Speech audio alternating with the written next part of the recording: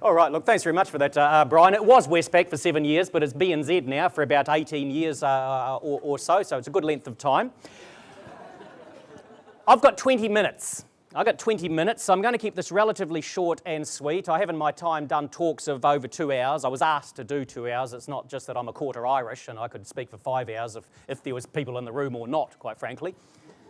So let's get stuck right into it. I've been asked to talk about part of New Zealand's history and how we got to where we are, and some broad ideas about where we may be going, and in particular some of the challenges that we're going to be facing, the sort of shocks that we've been seeing recently, how more are going to come along, we need to be prepared for it, all these sort of things. So I'm going to get stuck right into it.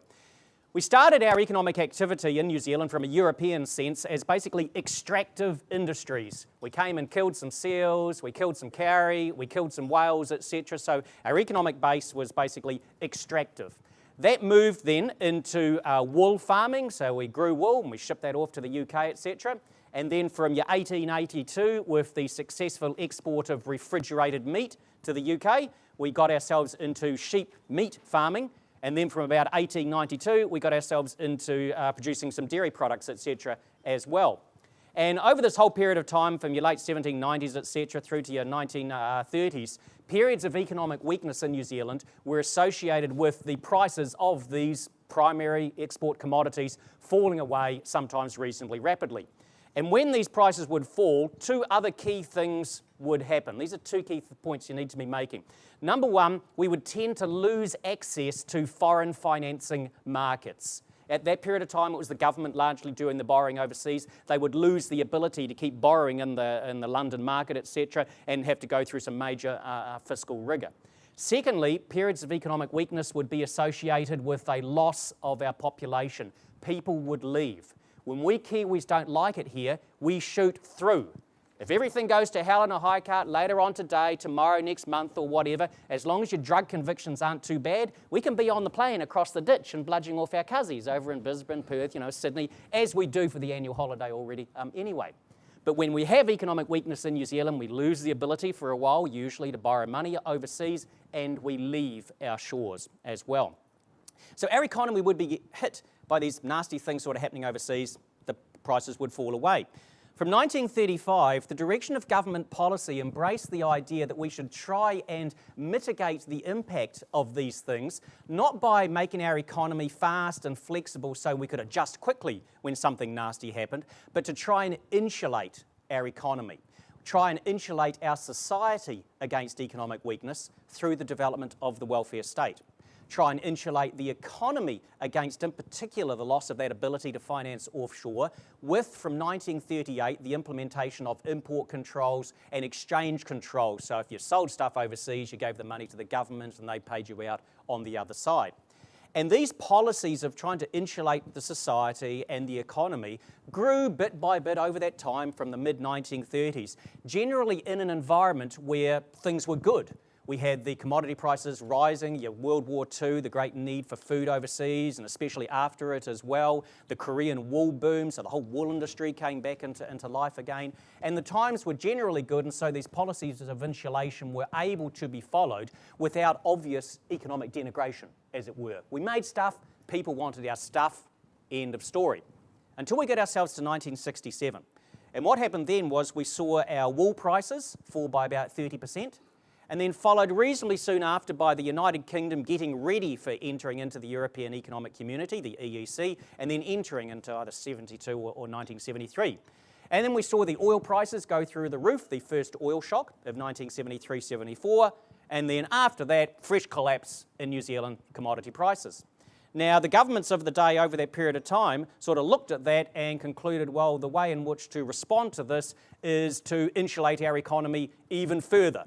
Rather than try and adapt really to what's happening out there, we didn't insulate enough in those earlier decades.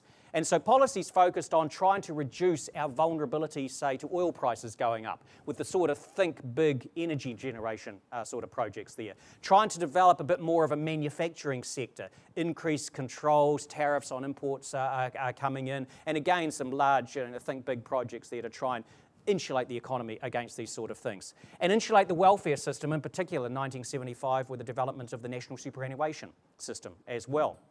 And over this period of time, the government policies progressively made the economy more and more rigid. And perhaps on an electoral cycle, we'd see a flipping around from we'll target inflation for a while, and then when the election was going to come along, we'll target policies towards getting unemployment down. And the end game of all that was underlying unemployment was going up and inflation was getting locked in, etc.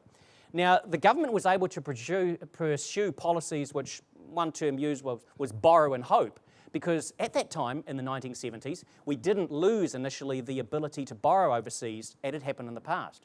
Because what happened then is we had all the money from your Western economies going to your OPEC countries, and they got all this money which they lent back to the Western economies to keep on buying the oil. So you had this massive growth in the international financial markets. So the government could pursue these sort of isolationist, rigid policies and finance growing budget deficits with money borrowed from overseas, up until we got towards the verge of bankruptcy in sort of 1983, 1984.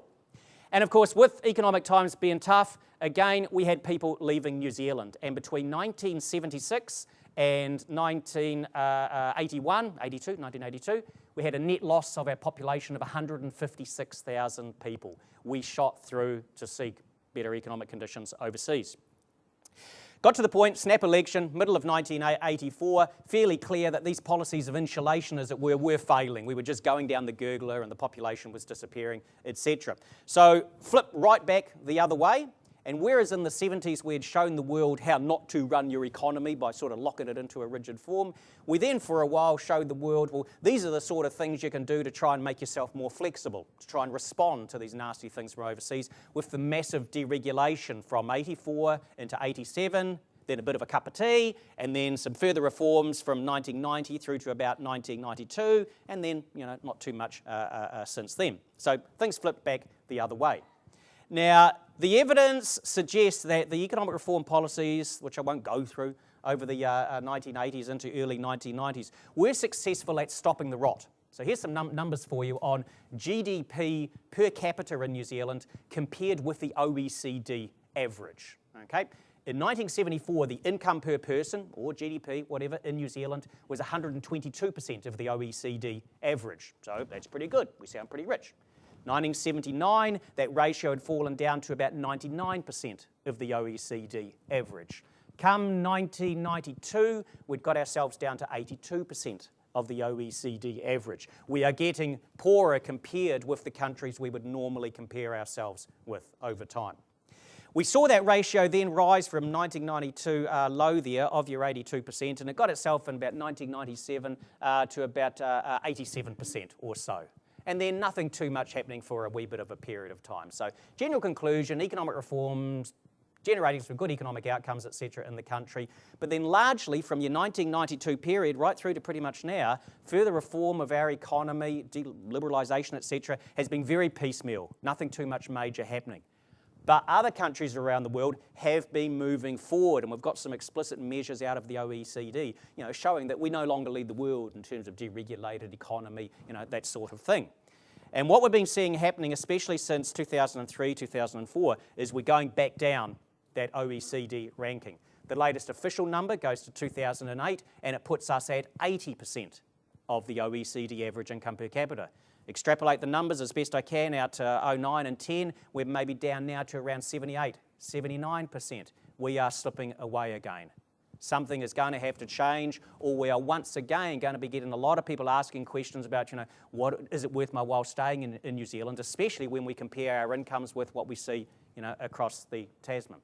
So from where I stand, and I'm just giving the economics viewpoint, as it were, on all of this, further changes, something has to occur in New Zealand. And I've listed here about 6 reasons why we do need to be having forums such as this and thinking more aggressively, assertively about where we're going to go. So in no particular order of importance, the reasons why standing still is simply no longer an option. The fall in the GDP per capita rating, again, it counts through eventually. I think I'm going to whack this on one of my publications one day, a title such as, "We're not here for the money. Most of us can go overseas and earn more." but some are either wanting to make more money or wanting world experience or so. And so that sort of valve of the loss of our labour market, especially across the ditch to Australia, is going to get itself activated fairly aggressively if we keep getting an increasing income differential with our cousins across the ditch. And this is something which is well underway, especially at the moment. 2 years ago, we had a net loss of our population to Australia of 35,000 people. It was a record. About a year ago, it was 15,000. We all stood still, world crisis, etc., didn't want to move there around certain times. Now we've got that net loss annual basis at 22,000 again. We're looking across the ditch there at people earning 200,000 Aussie dollars driving a train in Western Australia, etc.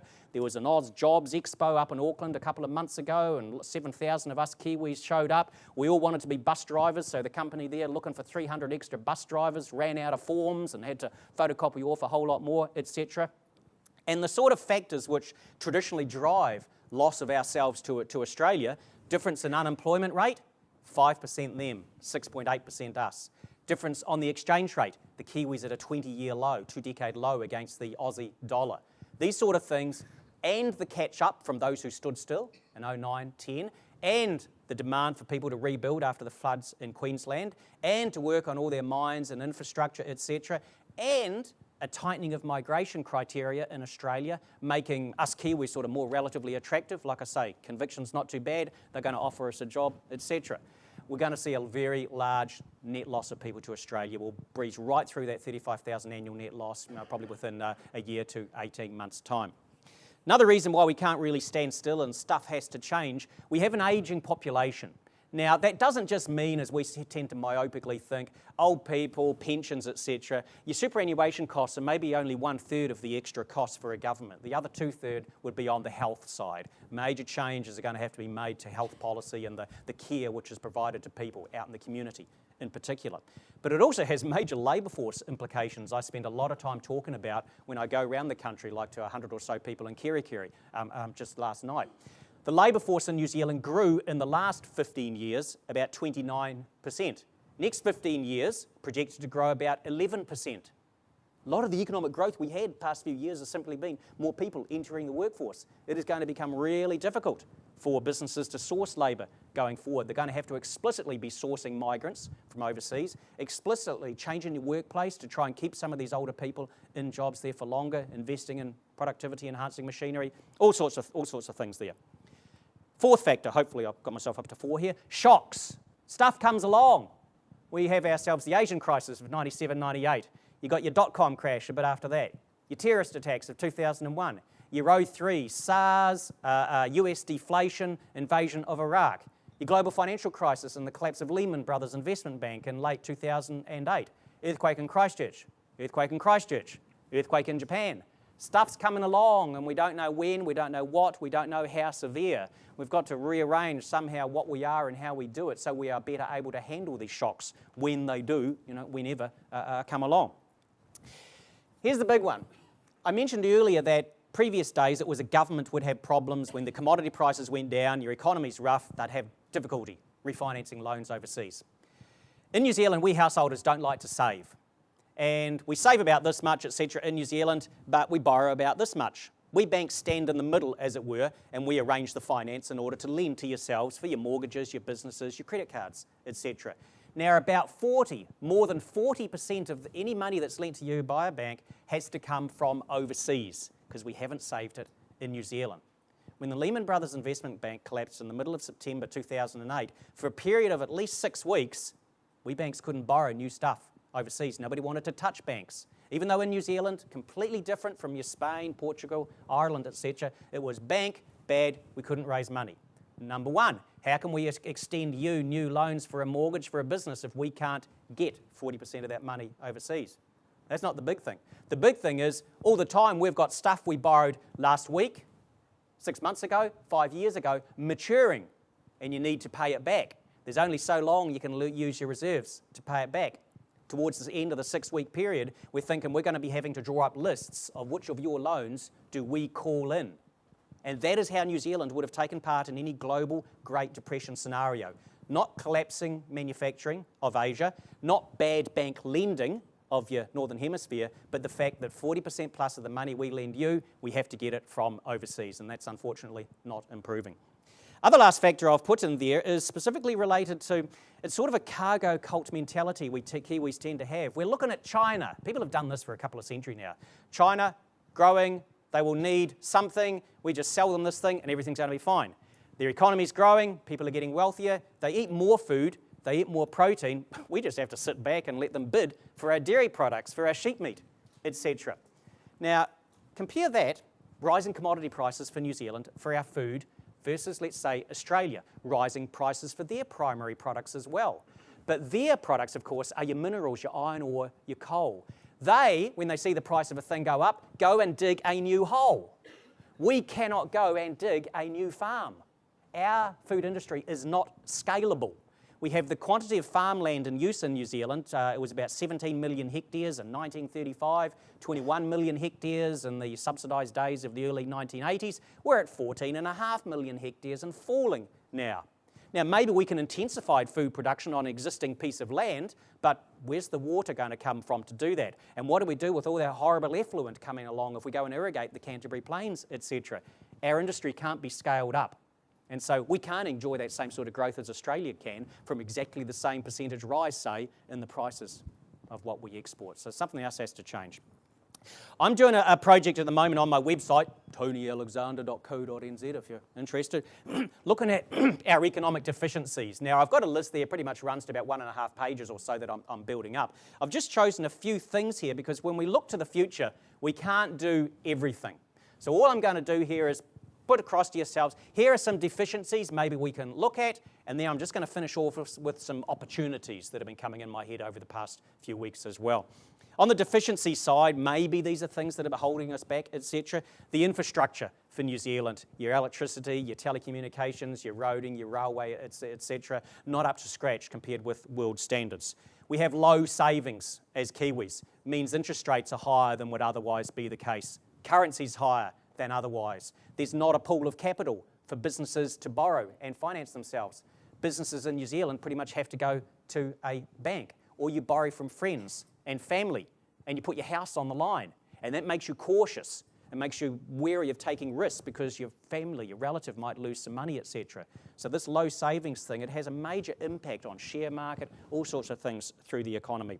We tend to have low research and development by large businesses, not government, not small businesses, but large businesses in New Zealand do low R&D, lack of connectivity between the scientists, the engineers, etc., and the business sector in New Zealand, a bit of a deficiency.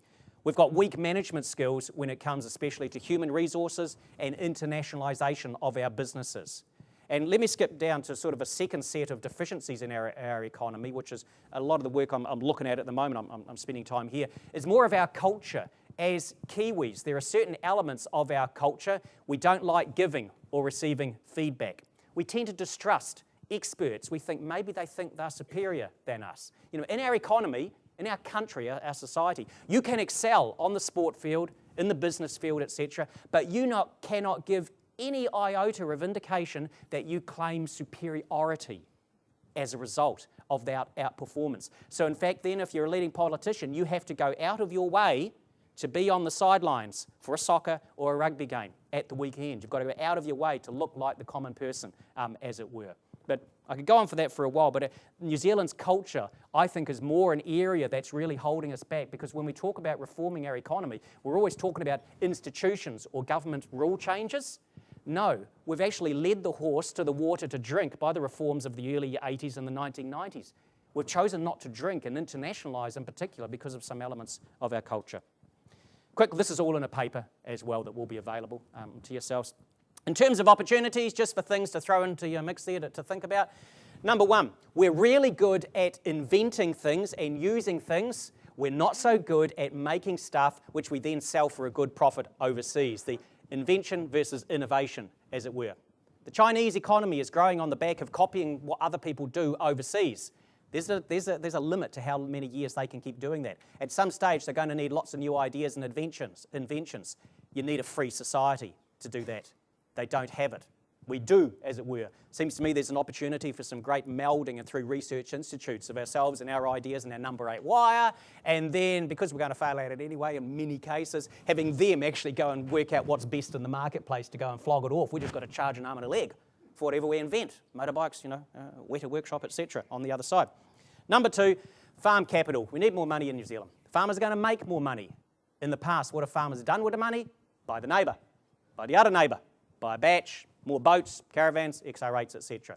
Seems to me there's an opportunity to somehow get this money out of the hands of the farmers, their own farm-specific venture capital funds, and do co-production on the farm, other activities, or investing it in other parts of the country. There's a capital base going to be building up in the farm sector because of the rising incomes. Worst thing that could happen is if they do what they've done every time in the past, buy the neighbour, buy more expensive cows, this sort of thing.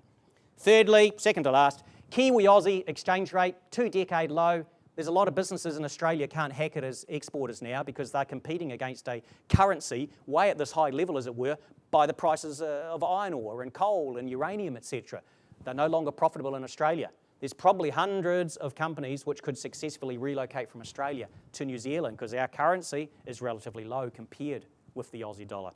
And just finally, migrants. Key dynamic for our population is we have a churning population. Every year on average, we lose about 1.7% of the population overseas and we gain 2.1% on the other side.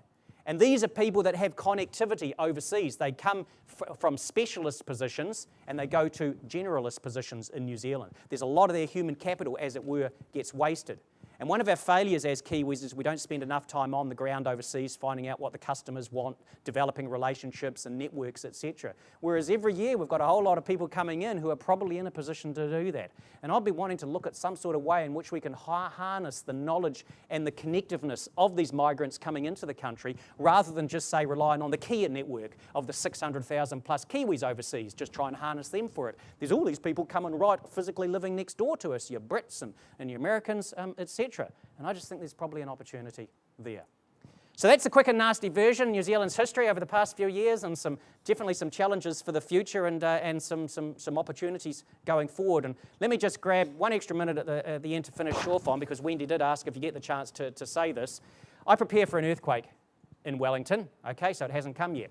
But when I started doing this reasonably assertively 10 years ago, the earthquake scenario was not enough. 3 days food, not enough. So I started preparing 2 weeks' food. Not enough. No, I didn't think that was enough. Okay, so what I needed was a scenario which I would then prepare for. I needed a scenario, so I decided smallpox.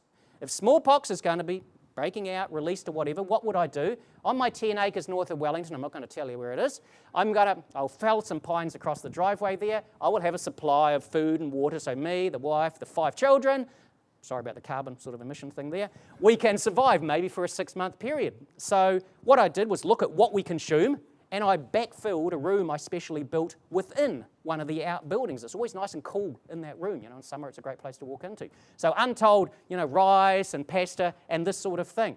And what I do in my wallet there, in the bag over there, is I carry around a list of, if there start to be talk, like the Singaporean gentleman was talking about, there's a trend happening here. Let's have a look at that trend. If there's talk of maybe some smallpox got out, I stock up on certain things. If the talk gets louder, I stock up on other things. If the talk is, it's happening, I put the trailer on the back and I go to more Wilson's and I buy, more rice. I've already got Untold, etc. If you come to my place, you're getting rice, all right?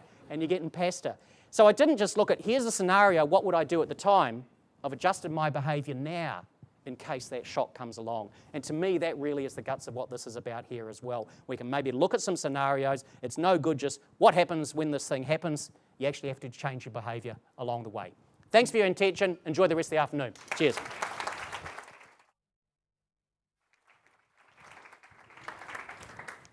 Thanks, Tony. Actually, Wendy just asked me, he wants you to show the contents of your wallet, that list in your wallet. She says it's very special. I don't know how she knows that, but... Yeah, I did show it. It's been there about 10 years now.